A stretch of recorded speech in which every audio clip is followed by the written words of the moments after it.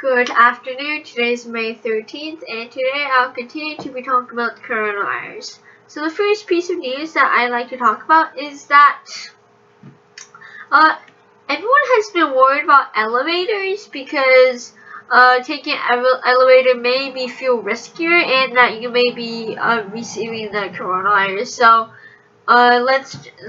today I'll talk about how safe elevators really are. And so most elevators aren't big enough for people to stay 6 feet apart. And there was a model that discovered that I think it varies largely to the variety of elevators. For example, how big is the elevator, how fast does the elevator travel, and how long do the doors stay open, allowing the new air to mix in. Does the elevator have a ventilation system? So I think these are all just very different questions and there's different answers for each elevator. But I think from what we learned about droplets and that some droplets will fall to the floor to the elevator. They will hit the sides of the elevator and some will float in the air. So maybe I think even if you're riding alone the elevator, you may be, if you don't wear a mask, you may be going to come in contact with passenger that is rode before you, and you may be transferring some droplets into the next person. Therefore, with all that said, I think that honestly elevators are quite risky, and the extent of how many droplets you catch to allow you to catch the virus is unknown. So I would suggest that you take the stairs as much as you can and always wear a mask to protect yourself and others. And if you do ride the elevator, do your best to ride by yourself. The second thing that I'd like to talk about is that many hospitals have been using this technique called proning to help patients in respiratory distress, and it is extremely easy. It's basically just having the patients lie on their stomach. And so patients have always laid on their backs for comfortness and easier for nurses to tend to them. But this proning can help patients breathing in respiratory distress. And it basically just draws from basic principles of physiology and gravity. So lying on one's stomach helps open airways and lungs that have been compressed by the fluid and inflammation. So when patients are on their backs, the heart is sitting on top of the lungs and compressing it more. But if they're lying on their stomach, this can obviously help.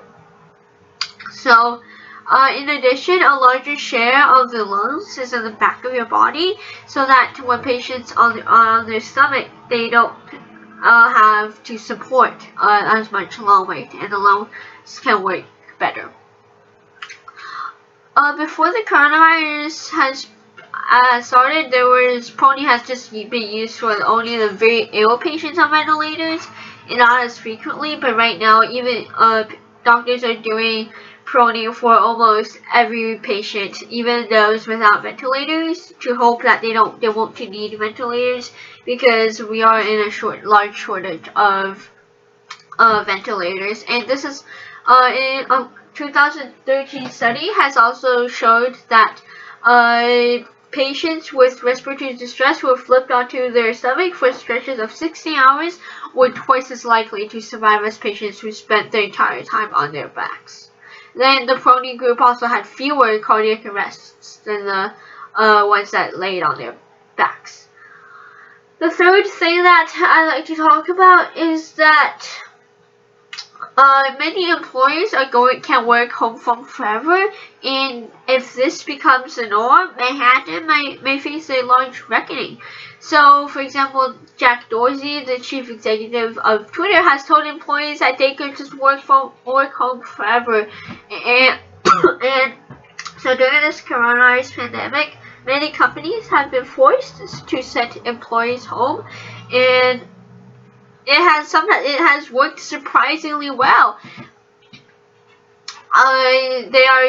Now companies are just wondering if they wouldn't have to spend as much money on rent And they also that public health considerations might make packed workplaces not as seem as unnecessary as it did before. And how this will impact, and nowhere of these concerns will be felt more deeply than Manhattan, the largest business district in the United States. And its office towers has long been a symbol of the city's global dominance. So with hundreds of these thousands of workers, office workers, if they do not return, this is just going to be really troublesome for Manhattan and its renters, because these commercial tenants have given the Manhattan a rise to a vast ecosystem, from public transit to restaurants to shops. So as a result, many companies and renters could be losing money. So that's it. Thank you for listening, and have a good day. Thank you.